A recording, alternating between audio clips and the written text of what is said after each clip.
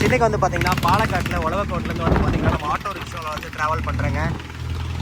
இந்த ஐடிஎஃப்சி பேங்க்கு இந்த உழவக்கோடு ரயில்வே ஜங்ஷன்லேருந்து வந்து பார்த்தீங்கன்னா வெளியே போகிற ரோட்டுங்க. கேரளாவில் ஆட்டோ எப்படி இருக்குன்னா அப்படி பார்த்தீங்கன்னா க்ரீன் கலரில் இருக்கும்.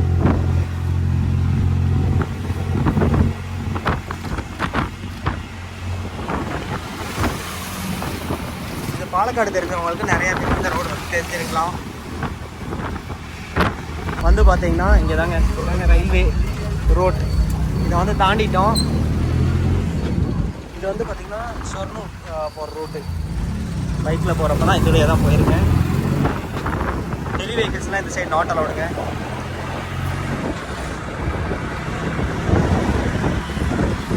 இதாங்க பிரிட்ஜு.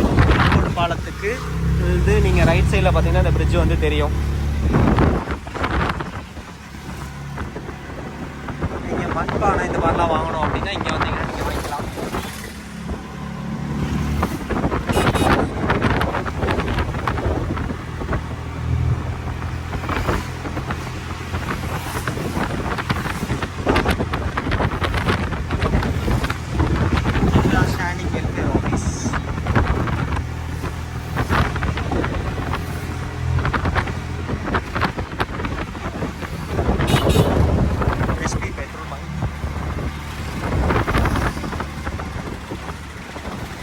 Conversion centre.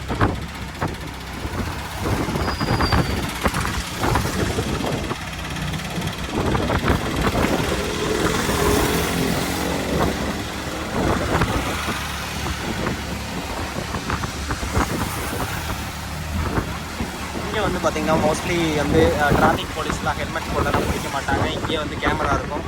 நீங்கள் ஃபுல்லாக வந்தீங்க அப்படின்னா சரி ஆள் இல்லை பிடிக்கல நினச்சிட்டு அதிகமாக கேமராவில் ஒரு ஃபோட்டோ எடுத்து ஃபைன் அமௌண்ட்டை வந்து நேராக உங்களுக்கு மெசேஜ் பண்ணிடும். நீங்கள் வந்து பே பண்ணிக்கணும்.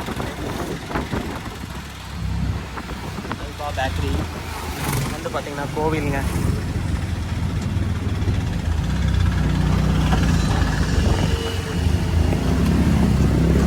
விநாயகா கோவில் பக்கத்தில் ஒரு ஆட்டோ ஸ்டாண்ட்.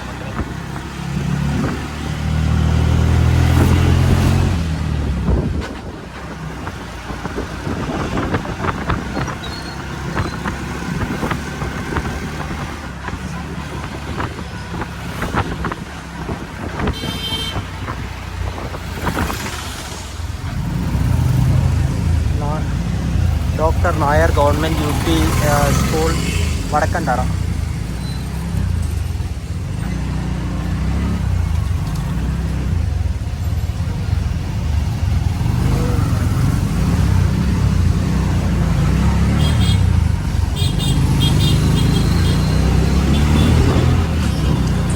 பாலக்காட்டில் வந்துட்டிங்களே சிட்டிஸ்குள்ளே வந்து சின்ன சின்ன ரோடு தான் இருக்கும் மக்களே.